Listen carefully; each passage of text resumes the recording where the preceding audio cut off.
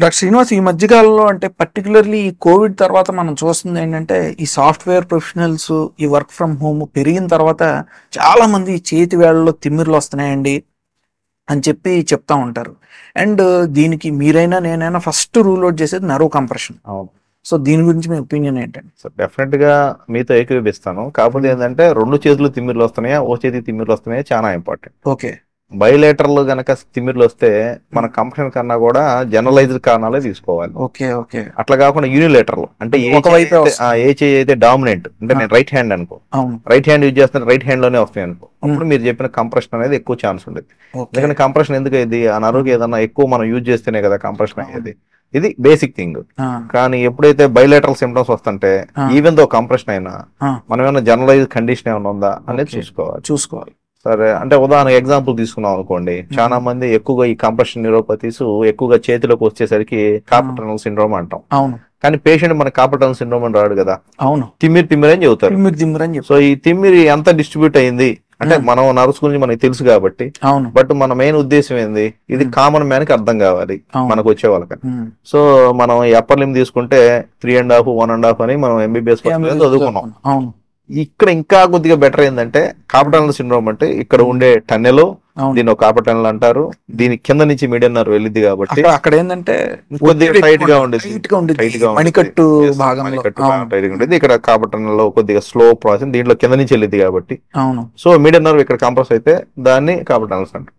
కానీ what is the main thing ఏంటంటే ఇక్కడ దీంట్లో సింపుల్ లాజిక్, ఇక్కడ ఇది పామర్ బ్రాంచ్ అంటారు కదా, దీనికి సప్లై చేసేది దీని పై నుంచి వచ్చింది. ఓకే.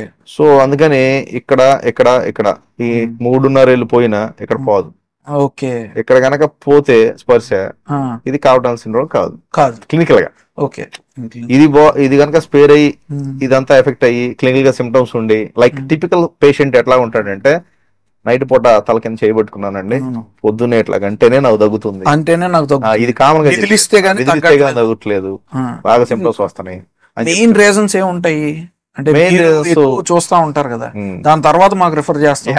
ఎక్కువ మంది యాక్చువల్ గా అంటే వయసు వస్తా మీ దగ్గర నుంచి మాకు వస్తా ఉంటాయి. ఎందుకు కార్పల్ టనల్ సిండ్రోమ్ మైల్డ్ చెప్పాడు, ఇప్పుడు మీ దగ్గరకు వచ్చే వీక్నెస్ ఉండదు, ఏం జస్ట్ సెన్సరీ సిమ్టమ్స్ వస్తా ఉంటాయి. సెన్సరీ సిమ్టమ్ అనేది నాన్ స్పెసిఫిక్, సెన్సరీ అనేది సబ్జెక్టివ్ అంటే ఒకలాగా ఎక్స్పీరియన్స్ అవుతారు. మోటార్ అంటే మనకి వీక్నెస్ అయితే మనం టెస్ట్ చేస్తే తెలిసింది. వీక్నెస్ వచ్చేవరకు మనం ఏమి యాక్చువల్ గా చాలా టైం పడితేనే వీక్నెస్ వచ్చింది. బట్ సెన్సరీ సిమ్టమ్స్ ఏమైతే మనకి డిస్ట్రిబ్యూషన్ కరెక్ట్ గా నర్వ్ దాకా ఉండవు, కొంతమందికి పైకి వచ్చింది, షోల్డర్ దాకా వచ్చింది pain. But carpal tunnel syndrome patients పైకి కూడా వచ్చింది, మీడియం నర్వ్ బ్యాక్ యాంటోగ్రేడ్ వచ్చి ట్రాన్స్మిషన్ వచ్చి రావు. డబుల్ క్రష్ అది కాదు. డబుల్ క్రష్ అంటే ఏమైందంటే ఇక్కడ ఉన్న సర్వైకల్ లెవెల్లో ఆల్రెడీ కంప్రెషన్ ఉండి, అంటే ఆల్రెడీ ఉండి అక్కడ ఆల్రెడీ C5 C6 ఏదైతే మీడియం నర్వ్ ఆరిజిన్ ఉందో, లైక్ C7 C8 అక్కడ ఆల్రెడీ కంప్రెషన్ ఉండి, దాని నుంచి మీడియం నర్వ్ టేక్ ఇక్కడ ఎక్స్ట్రా అనమాట. అంటే ఆల్రెడీ కాంప్రమైజ్ నర్వ్ ఫస్ట్ ఉంది, ఇక్కడ ఇంకో క్రష్ అయ్యింది, అందుకని డబుల్ క్రష్. ఈ రెండింటి మూలాన ఏమైందంటే మనకి ఆల్రెడీ ఇక్కడ రేడియేటింగ్ సిమ్టమ్స్ ఉంటాయి, రాడిక్యులోపతి సిమ్టమ్స్ మీకు తెలుసు ఆల్రెడీ, ఏది తగ్గితే నొప్పి రావటం, దాంతో పాటు ఇది ఎక్స్ట్రాగా ఈ 3.5 ఏళ్ళు ఇంకా ఎక్కువ వస్తుంది. So main reasons diabetes, thyroid. ఎందుకు డయాబెటీస్ వల్ల మైక్రోవాస్కులర్ ఇస్కెమియా ఉండిద్ది వాళ్ళకి, అంటే ఒంట్లో నీరు చేరటం ఆ టైప్ లో. అంటే ఒంట్లో నీరు చేయడం కూడా ఆల్రెడీ నర్వ్స్ కి వెళ్ళే వ్యాసం నర్వరం అంటాం, తెలుసు కదా. అంటే నర్వ్ సప్లై చేసే బ్లడ్ వెజల్స్ ఎక్కువ డయామీటర్ పరిమాణం తగ్గిపోయింది. సో ఆ nerve is very vulnerable to compression. Already ischemia ఉంది కదా, ఇస్కెమియా ఉన్నప్పుడు ఏది తక్కువ స్పేస్ ఉన్నప్పుడు ఎక్కువ కంప్రెషన్ అయింది. సో థైరాయిడ్ కూడా ఫస్ట్ థైరాయిడ్ కూడా కనిపెడతాం.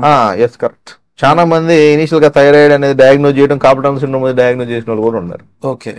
నాకైతే ఒక పేషెంట్ యాక్రోమెగాలీ డయాగ్నోజ్ చేశాడు, బాగా హైట్ గా ఉన్నాడు, ఇంతలా ఉండే చేతులు, ప్రజెంటేషన్ ఏమో అది మర్చిపోయి దవడట ముందుకు ఉంది, కానీ ప్రజెంటేషన్ ఏమో కార్పల్ టనల్ సిండ్రోమ్ తో వచ్చాడు. సో దీన్ని బట్టి ఏంటంటే క్లినికల్లీ చూడటం అనేది పేషెంట్ ని ఎగ్జామిన్ చేయటం, శారీరకంగా పరీక్ష చేయడం అనేది చాలా ఇంపార్టెంట్. ఏదో ఓన్లీ రిపోర్ట్లు చూసేసి పేషెంట్ ని మనం చేయకూడదు. సో మెయిన్ ఇన్వెస్టిగేషన్స్ మనం ఎప్పుడైనా ఇన్వెస్టిగేషన్స్ 3 రకాలుగా చూస్తాం.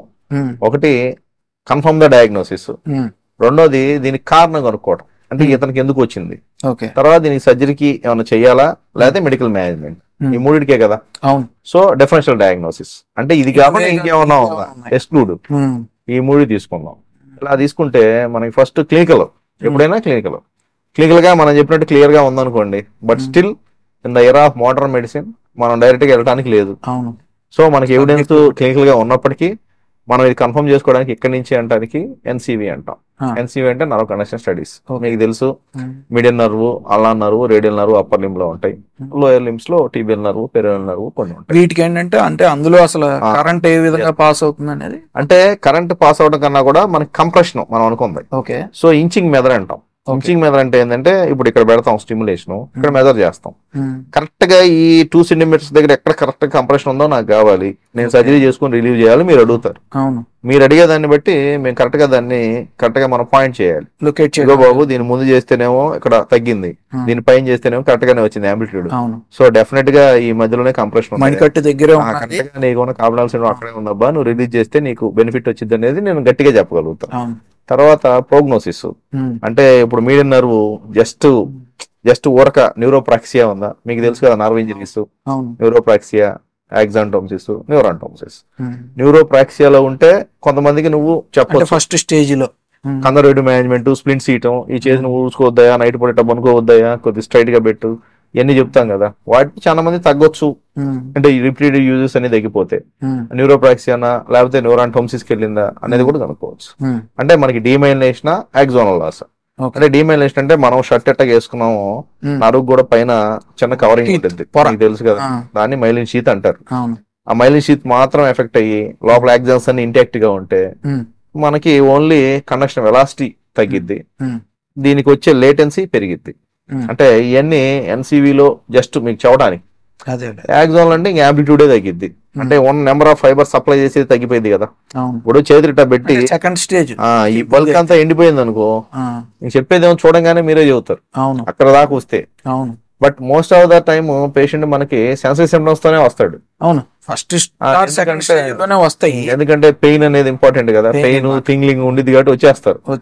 ఈ టైంలో మనం డయాగ్నోస్ చేసుకోవాలి. డయాగ్నోస్ చేస్తే యాక్చువల్లీ మీరు చెప్పినట్టే ఫస్ట్ మనం మెడిసిన్స్, కొంచెం రెస్ట్ తీసుకోండి అమ్మా, కొంచెం ఫిజియోథెరపీ, ఎక్సర్సైజ్, స్ట్రెచింగ్ డెఫినెట్లీ అప్పటికి తగ్గకపోతేనే యూజువల్లీ గో ఫర్ సర్జరీ. ఇది మెయిన్ గా ఇంకోటి యాడ్ చేయాలనుకున్న పాయింట్ ఏంటంటే రాంప్రసాద్, ఈ క్రానిక్ రీనల్ ఫెయిల్యూర్ లో హీమోడయాలసిస్ చేసుకుంటారు కదా, వాళ్ళలో కార్పల్ సిండ్రోమ్ ఎక్కువ వచ్చింది. ఇది మీకు తెలుసు అమైలాయిడోసిస్ అంటాం కదా, అవి డిపాజిట్ అవుతాయి. క్రానిక్ హీమోడయాలసిస్ వాళ్ళందరికీ ఇక్కడ పెయిన్ చెబుతారు. సో అది కూడా వచ్చిన వాళ్ళు ఉన్నారు, బుకిష్ కాదు క్లినికల్ గానే అట్లా ప్రజెంట్ అవుతారు. ఈ 3 ఏళ్ళు మాత్రం తిమ్మిరి అవుతున్నాయండి అని మనం ఏకాడికి సిఆర్ఎఫ్ అనగానే ఇంకా ఏమన్నా స్ట్రోక్ వచ్చిందేమో, 3 ఏళ్ళ తిమ్మిరి, 2 ఏళ్ళ తిమ్మిరి ఇట్లా చెబుతున్నారు ఏందనుకో. One of the diagnosis. ఎప్పుడైనా మనం డయాబెటీస్, న్యూరోపతి ఉంది, ఒకటి సిమెట్రికల్ ఫైండింగ్స్ ఉన్నాయి అనుకోండి, ఎక్స్ట్రాగా నువ్వు చెప్పిన డబుల్ ప్రెస్ లో కార్పల్ సిండ్రోమ్ యాడ్ చేయాలి.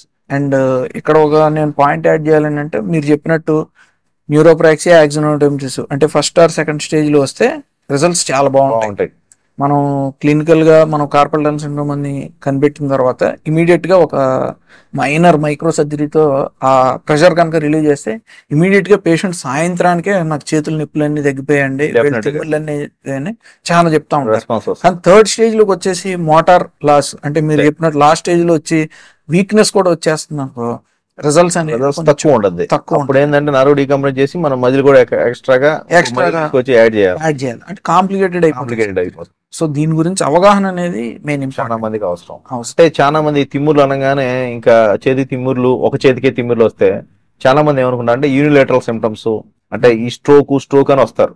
నిజంగా చెప్తే ఎందుకు ఎక్కువ మంది వస్తారంటే ఈ స్ట్రోక్ వచ్చిందేమో, సన్నగా వచ్చింది అంటారు. ఇది కూడా సన్నగానే వచ్చింది, ఎందుకంటే అప్పుడు దాకా కాంప్రమైజ్ అయ్యి కొద్ది మామూలుగా ఉండిద్ది, సన్నగా వచ్చింది చాలా మంది, వాళ్ళు స్ట్రోక్ అనుకొని వస్తారు.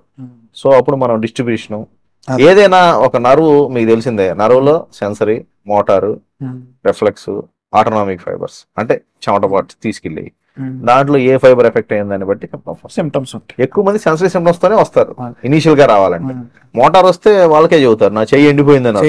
చెయ్యి ఎండిపోయిన వచ్చే వాళ్ళు 90% కార్పల్ టనల్ సిండ్రోమ్ అయ్యి ఉండరు.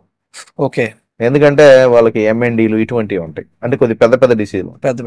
ఎందుకంటే సెన్సరీ సిమ్టమ్స్ లేకుండా వస్తే మనకి ఇనీషియల్ గా వచ్చేవాళ్ళుగా ఎవరైనా చేతులు ఇట్లా చూస్తే ఎండిపోయి కనుకుంటే అది carpal tunnel syndrome less likely, తక్కువ పాసిబిలిటీ. మనం కంక్లూజన్ ఏంటంటే ఇప్పుడు మనం ఎన్సీవీ గురించి చెప్పుకున్నాం, తర్వాత మనం ఏమనుకున్నాం కాజ్ ఆఫ్ ద డయాగ్నోస్ అని. మీరు కూడా అంతకుముందు నాతో ఒకసారి డిస్కస్ చేశారు, వేరే డాక్టర్ గారు పంపించారు, గ్యాంగ్లియాస్ ఉంటాయి. సో ఈ అల్ట్రాసౌండ్ అనేది చిన్న టెస్ట్ చేస్తే అల్ట్రాసౌండ్ లో మన కార్పల్ సిండ్రోమ్ ఎంత ఉంది డయామీటర్, దాంట్లో మీడియన్ నర్వ్ ఎంత ఉంది, కంప్రెషన్. సో నిజంగా కంప్రెస్ చేస్తున్నా డైనమిక్ అల్ట్రాసౌండ్ కూడా చేసుకోవచ్చు.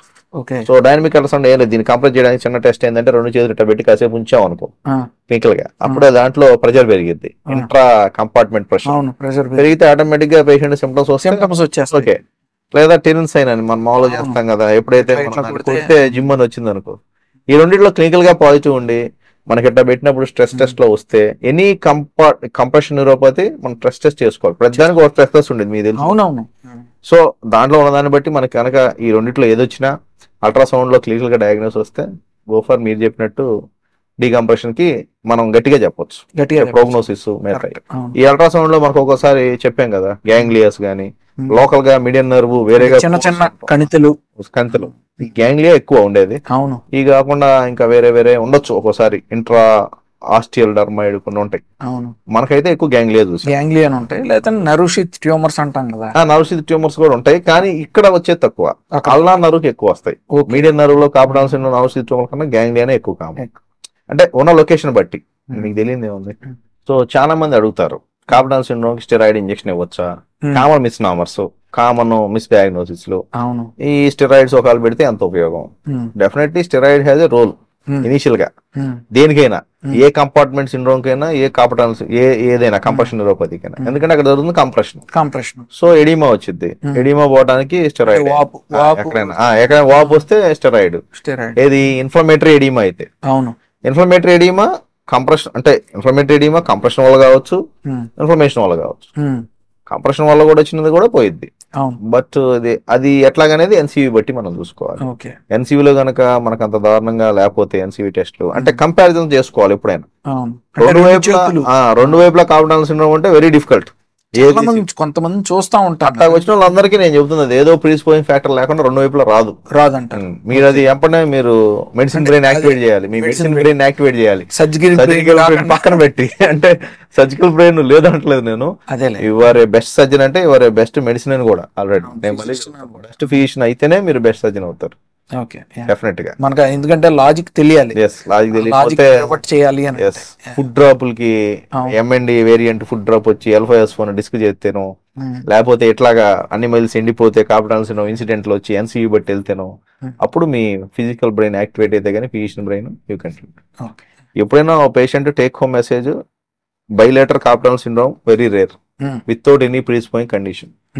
ప్రీస్పోయింగ్ కండిషన్ అంటే మనం అనుకున్నది ఈ షుగరో, థైరాయిడ్, లేకపోతే నేను చెప్పిన ఎండోక్రైన్ డిజార్డర్స్, లేకపోతే ఏదన్నా రిపీటెడ్ ట్రామా జరిగో, ఒకసారి మీ ఫ్రాక్చర్స్ ఉంటాయి, ఫ్రాక్చర్స్ మిస్ కాకూడదు. ఫ్రాక్చర్స్ అయిన తర్వాత కొంతమందికి మేము ఆపరేట్ చేస్తాం డాక్టర్ శ్రీనివాస్, ఆ ఆపరేట్ చేసిన తర్వాత కొంతమంది దే ప్రెజెంట్ అన్నమాట.